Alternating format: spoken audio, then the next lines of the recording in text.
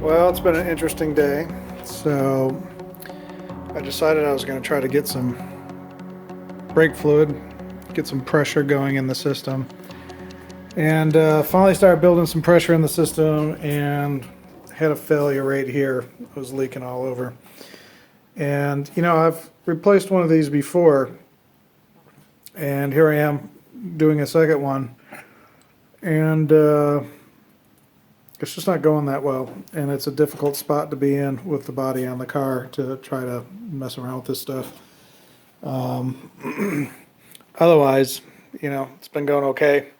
Another thing I decided to do today was actually raise this up a little bit, put in a bigger spacer, because if you look right there, we have maybe, I don't know, maybe a 1/4 inch right now, where before, like, you could literally put like 2-3 sheets of paper under there, and that's how tight it was. So raise that up, and it didn't really affect too much of the front of the engines. Barely moved it. So one of my viewers was asking whether whether the shaft will actually hit the floor when you don't have jack stands on the rear axle and you have them on the frame and it's hanging. My suspension is so stiff, I don't think that if you had it on the frame or on the axle actually droops. I think it's at full extension at all times. In fact, I can't even stand on the car and get it to bounce. It's so stiff. So, of course, there's nothing really good to stand on to get some good leverage. So I don't think so. I don't think it's going to be an issue. Yeah, it's one of those things that once I have this car finished, I don't really ever expect to crank up the back end and have it be on the frame itself and not on a lift where the tires are actually touching something. So, I don't know. That's kind of where I'm at with that. So, I don't think it's going to be an issue. Another comment is you should take all your relays back here and throw them in the back trunk, and it's a totally valid point. However, there's no really nice area because, first of all, there's a wall that blocks, there's a panel that blocks here, and there's a panel that blocks here. So of course you'd have to route stuff around the side and then puncture through and come into the trunk. Well, the problem with the trunk is the battery takes up all the nice area. And then what are you going to put, a box in here and then have a mound of cables go into a box? And is that box going to be covering up one of these holes that you need access to actually get into the trunk to adjust stuff? And then there's really no space here. I mean, this is like 6 inches. So, like I've been saying from day one, there's just no space in this car to put a bunch of stuff into it. And if I didn't have the air conditioner, I would have tons of space right there to like put everything right there, and I wouldn't even be running anything to the back of the car. But with that air conditioner there, there's just no space at all. It's just tough. It's just tough. So I'm hoping that when all this is working and I test the car for a few hundred miles, that nothing fails. And I started going through the scenarios of what it would take to replace one of those. And it's like, well, you'd probably have to, slide the back up, right, up the roll bar. But you're not going to be able to tilt it much, so you're kind of screwed on that side of it. So then you would have to remove the roll bar. Well, how do you do that? Well, you have to take the top, hard top off the car to do that. Then you'd have to remove the bench seat because you can't get the waterfall off unless the bench seat's gone. Well, I'm not sure you could get the bench seat in without taking one of the doors off. And so, it does become a major issue if something did fail and you needed to go in and replace it. So I'm glad I'm going through the mental exercise of it, but honestly, it's just one of those things that, the only option I could think of that would make something easier to where you wouldn't have to I don't think you'd have to remove the seat, but I'm not sure. There might only be an inch clearance. is if you had like a V in your waterfall to where you could actually just loosen this and tilt it back. But I don't think, because the waterfall goes up so much, I don't think that's enough room to actually get your hands in there and do anything. So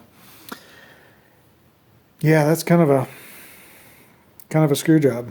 And if you had to replace anything in the gas tank, you'd have to take the whole body off the car to do it. So there is certain things that you're kind of stuck with, and there's nothing you could do about it, and it just is what it is. And so, if you have a failure with your gas tank gauge, no different than getting a failure with your relays, and you're kind of stuck with it. So I am not going to be putting that stuff in the trunk. It's just not worth it to me. And I don't know. I can't really say that there's better technology today. There's better types of technology today. Whether the quality is the same, I don't know. So hopefully it will last for, 200,000 actuations or whatever. So then another thing I was kind of looking at is the shifter. Let me come on the other side. So we've been talking about the reverse lights and whether I might just manually do it because I'm not sure if this is going to work. So here's one of the issues. There's a part number from Lokar, and it's something like BL, I don't know, 00042 or something like that. And it's a reverse light switch, if you will. And what you do is you actually bolt a bracket onto the bolts of your transpan. And it comes up, and then this thing has, there's an extra, it almost looks like this, but half the size coming out here. And when you go into a certain gear, it would hit this switch that's mounted over here. Well, it's really confusing because some of the instructions for this part says that it's perfectly valid for a 4L60E. And then there's other instructions that you find online that say it's not compatible with a 4L60E. Now, at the time, I didn't know this, and I was talking to Lokar about some other issue. And for me, there's just so much going on that sometimes I can't just jump ship to a different topic. And so while I was talking to the guy, somehow it came up about this part, and he's like, oh, yeah, that won't work on your transmission. And I'm like, what do you mean? It says so in the instructions. He's like, yeah, no, the thing's not going to work. I'm like, okay, whatever, and I moved on. Well, I'm finally dealing with it, and so what it is this part comes out here, and then it has a little tab that comes out, and the switch is sitting here. Now, if you want to use it on a 4L60E, what you have to do is you have to weld the tab to make it a little longer, because this shaft is so big on a 4L60E, or 65E or whatever, that where this is mounted is not going to hit the switch, and so you have to make the tab longer going some kind of horizontal direction here. Well, the problem with me is this shaft is coming out so far to begin with that it was running into this and into my trans tunnel. And so what I did is I Loctited and also popped on this nylon, and then I shaved the rest of this bolt off because it was literally just sticking out way too far. So for me to take this off, and I had to find a special like thinner nut to put on here. For me to take this off and put another thing on and then modify, like, screw all that. I don't think so. This is already like a contention with me. Like, I don't even like this area to begin with. So here's the next option. It's half manual, half not. So remember I made a little plate here that I'm going to put some switches, and I put an extra hole in there for the future in case I want to put something in there. Well, the future came. It's here now. So the way this computer works is my ECU, there's a whole bunch of cables you can see wound up right there, and those are input-output cables.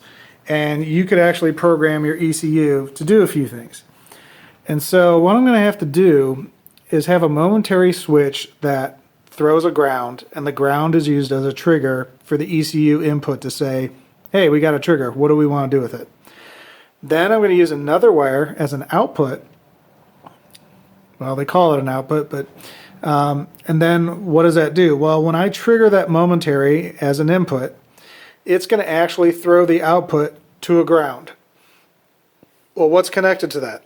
My reverse light ground is going to be connected to that. So it completes the circuit and it turns on my reverse lights. So now that the reverse lights are on, what's cool about this is I don't have to re-trigger it to turn it off, because that was the biggest issue for this whole thing is I'm always going to forget, and then I'm going to get busted by the cops because my rear lights are on, my reverse lights are on. What you could do in the ECU is you could have the momentary trigger turn on the lights, and then I could tell it once I hit 1500 RPMs, automatically turn the lights off. And so as soon as I, whatever that is, 1500, 1200, 1000, I don't know. The car's probably idling at 850 or something. And I don't know how far of an idle you would go in reverse, but I would test that, see where I'm at. Maybe I never get past 1000. And then, say ECU, when it hits 1250 RPMs, you automatically turn off that output line, which disables the reverse lights. And so it's automatic from that side. So momentary switch, boom, turns on, then automatically triggers off. And there's a lot of cool things like that you could do with this ECU, and you could do that for, I couldn't even tell you what, all sorts of custom engine type stuff you want to do, maybe with blowers and turbos and all sorts. I don't know. I have no idea. Not my wheelhouse. But it's kind of a cool thing that you could do that. So that's what I ended up ordering today, is another switch that I'm going to put into that bracket, and all I need to do is just verify with tech support that everything I'm talking about, that we are switching grounds, that we are doing this, we are doing that, is correct, and then I can actually wire this up. I was expecting to do that today, and trying to get a hold of Holly, unless you're calling at 7 o'clock in the morning or 9 o'clock at night, you'll be on the phone, like on hold for like 50 minutes trying to get a hold of them to ask them a simple 5-second question. It's really annoying. So is what it is. So I'm just going to wait it out, maybe call them tonight. And then in the meantime, I'm getting nothing done. So that's pretty much how it goes today. And it's just frustrating. I try not to bitch too much on this channel. But I will say that there's times where you're just like, I'm so close to just finishing a few things and, getting some momentum forward. And then you literally spend 2 hours driving around all day trying to find a single part because something failed. And, for me, it's difficult because, I don't do this full time. And you try to take advantage of that time that you have available, and it just doesn't work out that way. So another thing that I'm going to do, a lot of people are a little bit wigged out about the whole cable down the trans tunnel thing. That's how they do it in this car, but normally you don't have this much wire, so that's kind of what the issue is running in. So as you probably saw, I was able to get a bunch of clamps in here, and this is all locked in.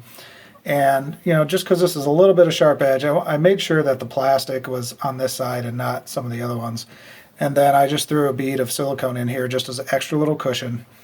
But what I am going to do is I'm going to put in an L bracket right here that comes in and just is a wall of steel that just protects this, so there's no accidental shift or movement going over a speed bump or something that would cause anything. And this is also going to be sandwiched inside my trans tunnel. So wall of steel, trans tunnel, should be good to go. And then, trying to get my trans tunnel under all this crap is going to be absurd and probably painful.